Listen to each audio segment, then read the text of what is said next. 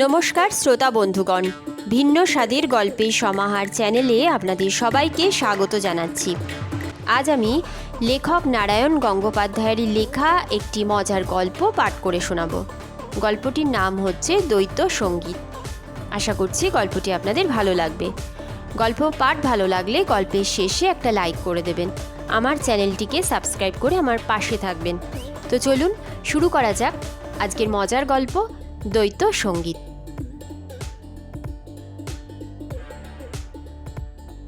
গরু, ছাগল, ভেড়া সবাই কান নাড়াতে পারে। কান নাড়ানোর সুবিধে কত! কান নেড়ে নেড়ে খুশি হওয়া যায়, মাছি মশা তাড়ানো যায়। কানের কাছে যদি বেয়ারা সুরে কেউ গান গায় তবে সেটাও তাড়ানো যায় খুব সম্ভব। কানের নিদারুণ কটকটানি নিয়ে বসে বসে প্যাঁচার মতো মুখ করে সেই কথাটাই ভাবছিলেন রসময়বাবু। তিনি কান নাড়াতে পারেন না বলেই তখন থেকে একদল মশা তাঁর কানের কাছে সমানে ঘ্যান ঘ্যান করছে।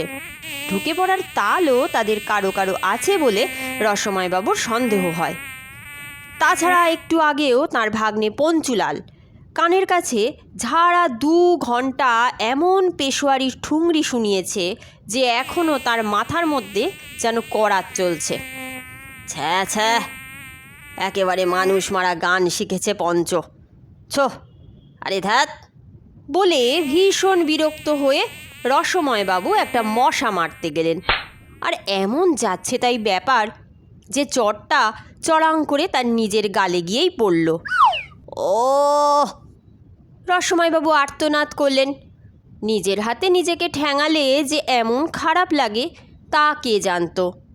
রসময়বাবু ডান হাতে আহত গালকে বাঁ হাত বুলিয়ে পরিচর্যা করতে লাগলেন আর ভাবতে লাগলেন, আরে ছি, কী ভয়ঙ্কর গানই তাকে শোনালো পঞ্চা। পেশোয়ারি ঠুংরি বটে, যেন দাড়িওয়ালা এক পেল্লায় গান, তার হাতে ইয়া লাঠি, সেই লাঠি দিয়ে দমাদ্দম রসময়বাবুকে পিটিয়ে গেল। আগে যদি ঘুণাক্ষরেও জানতেন তাহলে কি আমল দিতেন পঞ্চাকে?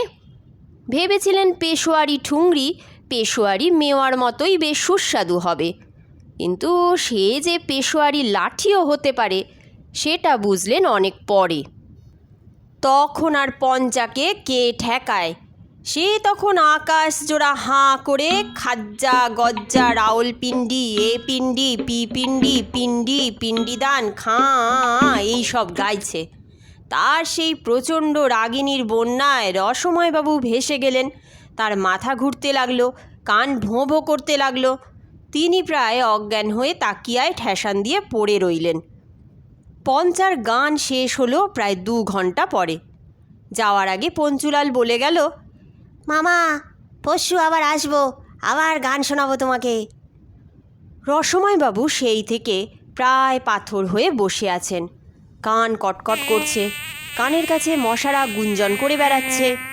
পঞ্চা আবার পরশু আসবে, তাকে ঠেকানো যায় কি করে? ঠিক এই সময় ঘরে ঢুকলেন তার বন্ধু জলধরবাবু। ওহে রসময়, কেমন আছো? আনন্দে রসময় লাফিয়ে উঠলেন। জলধর তাঁর বহুকালের বন্ধু, এক স্কুলে এক ক্লাসে পড়েছেন। কান ধরে পাশাপাশি গাধার টুপি মাথায় দিয়ে দাঁড়িয়ে থেকেছেন, একসঙ্গে ফেল করেছেন, একসঙ্গে আলু কাবলি কিনে 2 দিক থেকে পাতা চেটে খেয়েছেন। হঠাৎ 7 বছর পরে জলধরকে দেখে সাময়িকভাবে তিনি কানের ব্যথা ট্যাথা সব ভুলে গেলেন।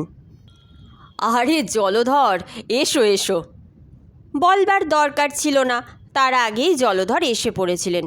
বন্ধুদের মধ্যে আলাপ শুরু হলো। তোমার গোঁফগুলো তো অনেক পেকে গেছে হে, তোমার টাকও তো মাথা চেয়ে ফেলেছে। বেশ আছো, হ্যাঁ? তুমি বা মন্দ আছো কি? বলে জলধরের চোখ পড়ল রসময়ের দিকে। ও কি, অত কানচুল করছো কেন? পোকা ঢুকেছে নাকি? পোকা নয়, গান। গান? জলধর উঁচু হয়ে বসলেন। গান কি হে? গান মানে বন্দুক নাকি? জলধরের মুখে অবিশ্বাসের ছায়া পড়ল। তোমার কানের ফুটো অবশ্যই খুবই বড়, লাঠি ফাঠি হয়তো ঢুকতেও পারে, কিন্তু বন্দুক? বন্দুক অসম্ভব, এটা বাড়াবাড়ি। বন্দুক কে বলেছে? রসময় বেজার হয়ে বললেন, বন্দুক ঢুকবে কেন? ঢুকতে দেবই বা কেন? সঙ্গীত সঙ্গীত ঢুকে বসেছে। কে ঢোকালে? জলধরকে কৌতূহলী মনে হলো। কে আর ঢোকাবে? আমার ভাগ্নে পঞ্চা।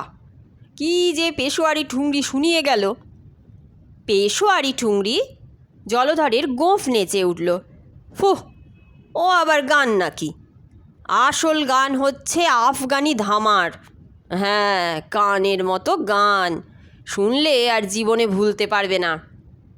তোমাকে চুপি চুপি বলি, এই 7 বছর আমি আফগানি ধামারের চর্চা করেছি, শুনবে? রসময় হাঁ হাঁ করে উঠবার আগেই জলধর ঘর জোড়া হাঁ করে আফগানি ধামার ধরলেন। উফ, সে কি গান আর কি গলা! রসময়ের মনে হলো তাঁর দম ফেটে যাবে। 12টা গাধা পামা গাধা গাইলেও শুনতে এমন জবরদস্ত হয় না। পঞ্চুলাল তো এর কাছে নস্যি। রসময় তরাক করে লাফিয়ে উঠলেন। বিরক্ত হয়ে গান থামিয়ে জলধর বললেন, আহ, লাফাচ্ছ কেন? এই জন্যই কাউকে আমি গান শোনাতে চাইনি। কিছু বোঝে না, খালি লাফালাফি আর চেঁচামেচি জুড়ে দেয়। সেজন্যে নয়, আমি ভাবছিলাম পঞ্চা তোমার গান শুনলে কি খুশি যে হতো।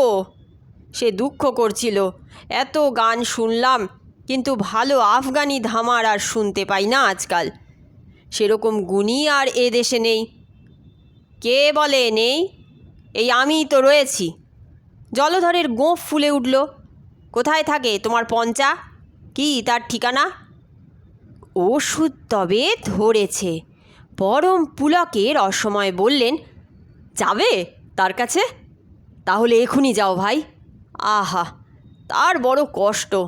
আফগানি ধামার শুনতে না পেয়ে সে মরমে মরে রয়েছে। তার ঠিকানা হলো 58/58 ধোবাতলা লেন। আমি তবে এখনই চললাম। বলেই তীর বেগে ঘর থেকে বেরিয়ে গেলেন জলধর। জলধর বেরিয়ে যেতেই পরম আনন্দে আধ ঘন্টা ধরে হাসলেন রসময়। এই ঠিক হয়েছে, একেই বলে কাঁটা দিয়ে কাঁটা তোলা। যেমন পঞ্চুলাল তেমনি জলধর, কেউ কাউকে ছেড়ে কথা কইবে না। দুজনেই দুজনকে গান শোনাতে চাইবে। তারপর জলধরের গানে পঞ্চুলালের ভূত পালাবে। পঞ্চুলালের গান শুনে জলধরের গান বন্ধ হয়ে যাবে। এই হচ্ছে মোক্ষম দাওয়াই। কথাটা ভেবে এত ভালো লাগলো যে কানের ব্যথা ভুলে গিয়ে রসময়ের নাচতে ইচ্ছা করল।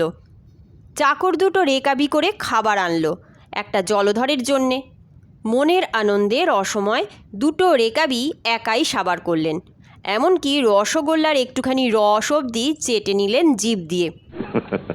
আসল ঘটনা ঘটল 2 দিন পরে। রসময় প্রায় ভুলেই গিয়েছিলেন গানের কথা। হঠাৎ ঘরের ভেতরে এসে ঢুকল পঞ্চুলাল, আর তার সঙ্গে জলধর। রসময় কিছু বলবার আগেই পঞ্চুলাল বললে, মামা, জলধর মামাকে সঙ্গে করে আনলাম। জলধর হেসে বললেন, হ্যাঁ হ্যাঁ, একসঙ্গেই এলাম। তোমার ভাগ্নেটি ভারী খাসা ছেলে হে রসময়, খুব জমিয়ে নিলে আমার সঙ্গে।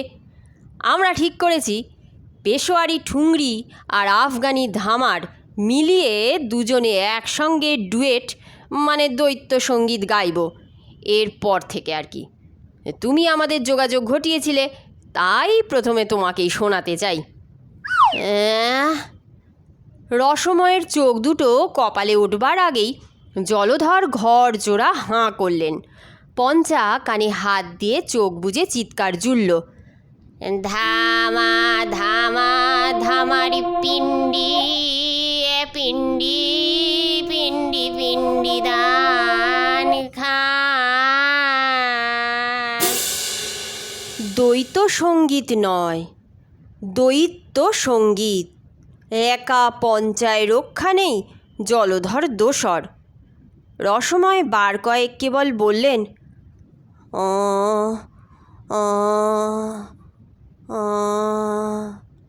তারপর সোজা মেঝেতে পড়ে গিয়ে ফিট হয়ে গেলেন।